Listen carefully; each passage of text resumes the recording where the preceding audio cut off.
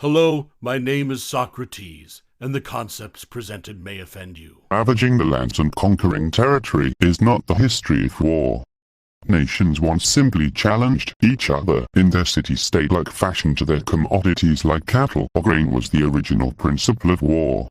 Hundreds of men gathered to engage in combat, blessed by their respective gods to win for their community the necessary resources that would stabilize their region and in such give a sense of freedom and glory to which the challenge was not their losses as total destruction stood ultimatum, but for the betterment of each society. The engagement was like a war game. Still respecting the sanctity of life, such was present in the Americas and only in Europe as it developed with the exception of the slave trade globally. Savagery was kept on the field of merchantry. Then with the redevelopment of agriculture and society, we became more and more greedy for resources causing the consequences of war to escalate with differential capacities in weapons and field tactics. My primary sentiment behind this is that when we engage a country economically for better or worse we act as the gods to which we once prayed to for guidance in war, and as many nations disarm their citizens, we should publicly speculate on the redoubling of arms when looking at the financial capacity of the citizen to complete tasks, and with such the redevelopment of the battlefield.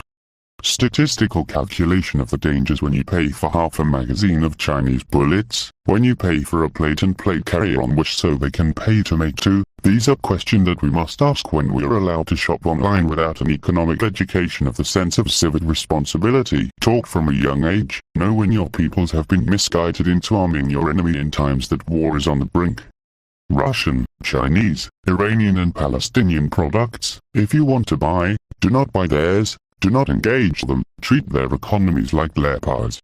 Your country may not speak willfully about civilian embargo, but this is the consequence of badly taught purchasing ethics. Your homeland evacuated, your home retired to troops, your family either ended as combatants for resisting with grandpa's shotgun as they seized ill-quality arms, or your peoples trapped in refugee camps across the American border. Your nation has betrayed you. What do you say of this after 22 years of economic war raging with death outside your abode?